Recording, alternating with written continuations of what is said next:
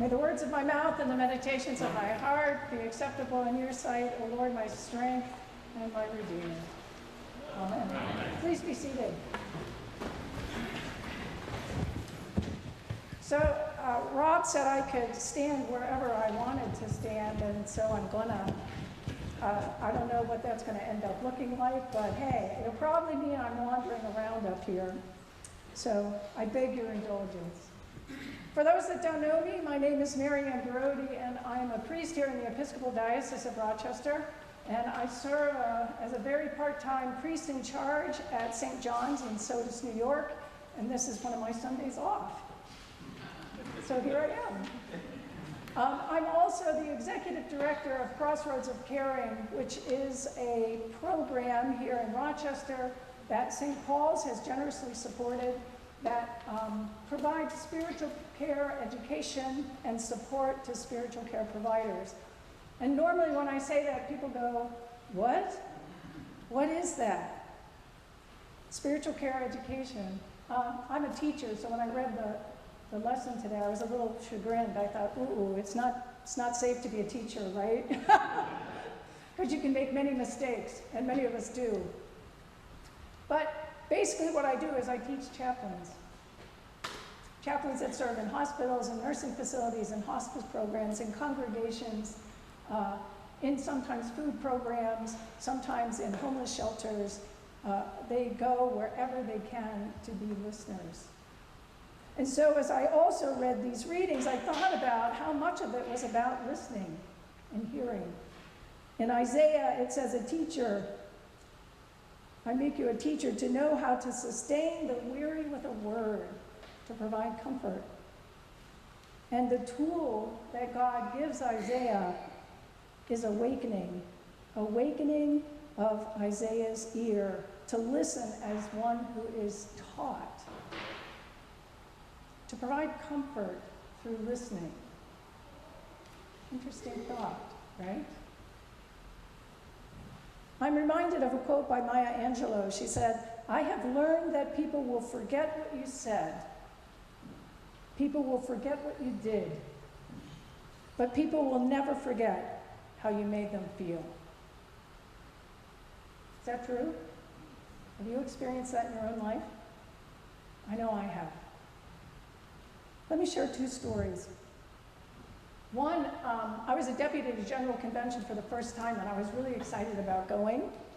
And the first thing I thought was, I know they have a great exhibit hall there.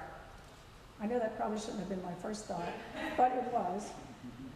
And I said, I'm going to get a new stole. I'm going to get a nice new festive stole to wear to all these events that I have to go to as a priest. And as it turned out, there was hardly any time to get to this exhibit hall. But one morning, they gave us like half an hour, right, Erin? Free to go and rummage through the exhibit hall. So I knew this was my opportunity to get the stole. Well, there were like 4 or 5 different places where I could go and see stoles. And most of them were way out of my price range. I'm like, wow, $300, $400 for a stole? Not doing that. But I found this stole where they had stoles that I could potentially afford. And I felt really good about that. So I'm looking around, and the woman who was monitoring things came up to me, and she started talking with me, and I asked her about how the stoles were made. Did she design them? And she said, yes, and then she started telling me about her sister. And she said, you know, my sister died a year ago. She was very sick, and we knew she was sick. But my sister, you know, she's a little different. She likes to do things in her own way. Anybody else know someone like that? Yeah. So she wanted to do things naturally, to see homeopathic doctors, to go see her chiropractor, go see all these other people. And the woman in the stall was not of that bent. She immediately wanted her to go see her medical doctor. I want you to see a medical doctor. Well, her sister's like, no, really, this stuff works for me. I can do this. And so she did. Now, She didn't get better. So after a time, when her symptoms didn't get better, she finally did go to a medical doctor. And the woman had told her, you know, this could be cancer. And it turns out it was cancer. And her sister was so far along by then that she had a chance to have chemotherapy, but it wasn't going to cure her. It was only going to extend her life. And being the stubborn woman that she is, what did she say? I'm not going to do chemo. I'm going to live out my life as best I can because I know I'm going to die. Well, the woman in the stall was crushed. She said, all I wanted was for my sister to live, and I couldn't have it. I couldn't have it. But I wanted to respect her decision. So I was with her every single step of the way. I said, wow, that's love. What a gift you had gave her. She goes, I guess so. I said, yeah, you let her die the way she wanted to. You let her die the way she lived, doing things her own way. And she said, well, I suppose so, but I still miss her every single day. I said, I bet you do. Grief is a journey, isn't it? She said, yeah, it is. By that time, I looked at my watch. I had no time to buy a stole. My half hour was up. So I told her, I'll be back. I'll come back later and I'll buy the stole, or a stole. And she said, thank you for taking the time to listen. Is that what I expected to have happen when I ran in there? No. But it's what needed to happen in that moment. It's what this woman needed at that time. She needed someone to be there who could listen to her tell this wonderful story about her sister and the path that she took. And what a privilege it was for me to get to know her sister a little bit and to hear about that relationship of love that made her sacrifice her own beliefs so that she could be in relationship with her own sister to the end. Listening. So hard, especially when we disagree. Second story. A couple years ago, about 2 years ago, I spent about 6 months going around with the police department in a program called Doing Good Together, where faith leaders, housing experts, and the police went around to different areas in Rochester where they knew people who were chronically homeless often were positioned. And one day, we were walking down Monroe Avenue, and we came upon a woman, disheveled, crying. It was cold, and she didn't have any socks or shoes on. And she had a bag, and she was sitting there off the sidewalk, actually in the plants. And people went up to her, the workers went up and said, do you have a place to stay tonight? And she said, no, I've been on the streets for the last couple days. I haven't had anywhere to stay. And they said, well, would you like a bed for tonight? Would you be willing to go if we found you a bed? And she said yes. So they all scuttled off, got on their phones, and started making phone calls to try and get this woman a bed for the night and into a program, because she obviously needed some help. So the people were over here, and the woman is crying right here. And so I sat down with her. And she started to talk to me about what it had been like for her the last couple of days. And she said, no one sees me. I'm not doing anything wrong. And I say hello to people when they walk by, and no one responds. No one will look at me. It's like I don't exist. It's like I'm not even alive. I haven't done anything wrong. I go into a store and people tell me to leave. to go away. Like I'm a disease. I just want people to see me. So as we were talking, Sister Mercy was with us, and she had a bag full of socks and mittens and hats, and she handed me a pair of socks, and we put them on the woman's feet. And she was so grateful just to have socks. And we got her a bed, the workers got her a bed and into a program, and a police car came up. Actually, no, she wouldn't get in a police car. She was afraid of the police. So one of the workers got a car and drove her to the program. And as she was getting in the car, she stopped and she ran back to give me a hug. And what did she say? Thank you for listening. Thank you for listening. I think everyone just wants to be seen. They want to know that they matter, that they're alive, that they're valued, that their life is worth living because they can connect with other people. They're a part of something.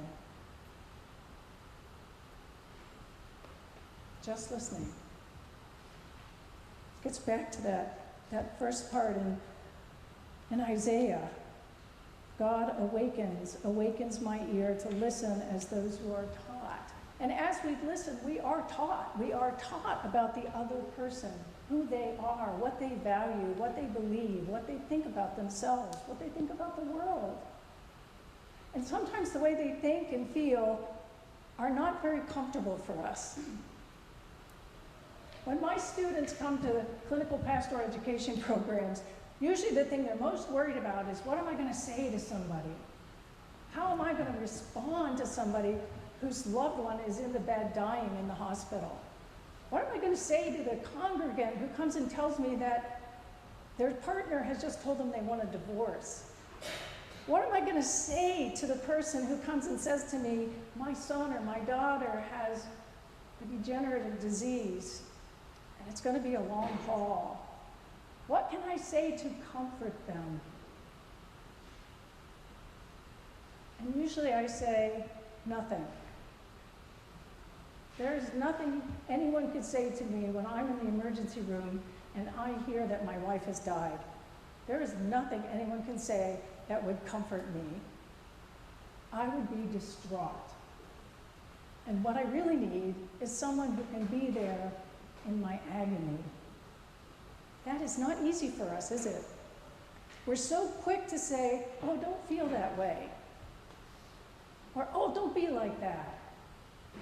Let's look on the positive. Come on, you can do it. And we do that because we're uncomfortable being in that sphere with them. But that's where they are. They are actually revealing their authentic self to us in that moment. And as I read the gospel today, and I saw what happened to Jesus, I thought, wow, God love you, Peter. You're always sticking your foot in your mouth, right? Poor guy. Jesus is there in this moment where he's announcing to his disciples, his closest friends and allies, hey, here's what's going to happen to me. I'm going to be humiliated by the people in charge. They're all going to hate me. They're not going to just hate me.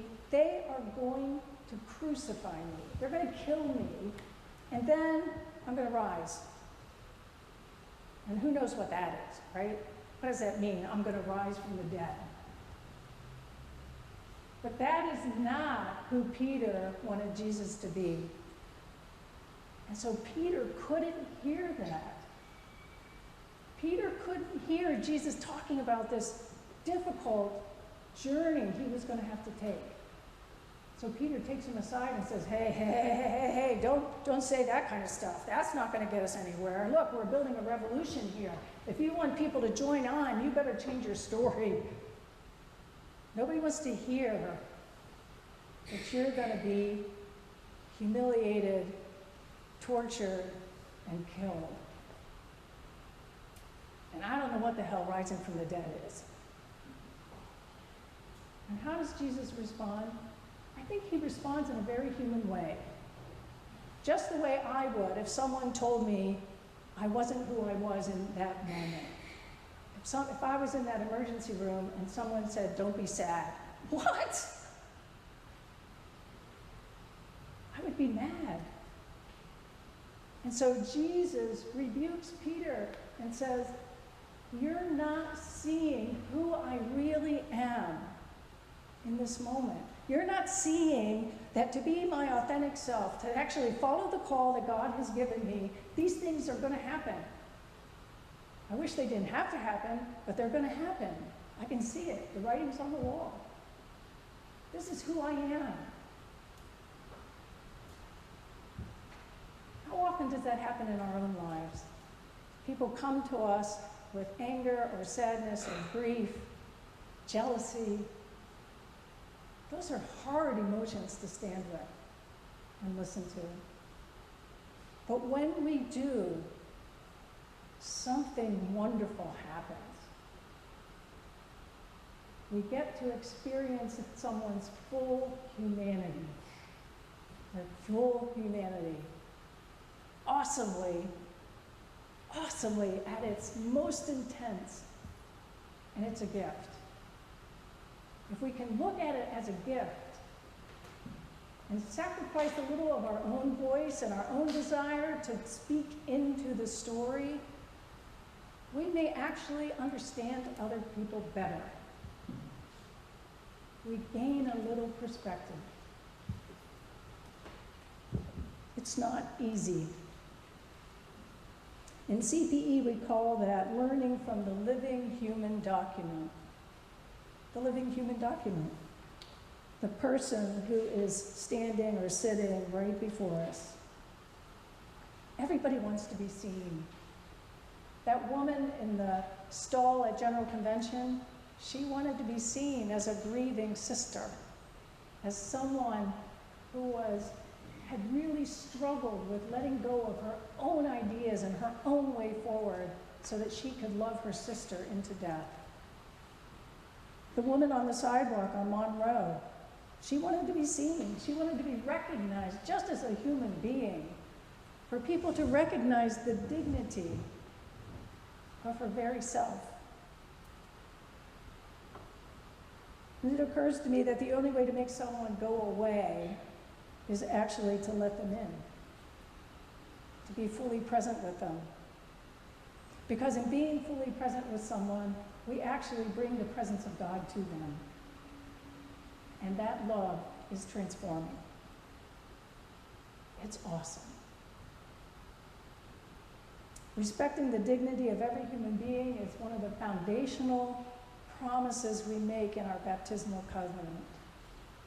So I invite you to think about, who are those people that you want to turn away from? Who are those people that you want to walk by? Who are those people that aren't worth your time? Especially when we're in a hurry. Especially when we have a to-do list this long. Especially when we're stressed up to here. Can we sacrifice a little bit of ourselves to make space for the other? So that we can bring the presence of God into that moment with them. It's not easy, but I guarantee you it's worth it. Amen. Amen.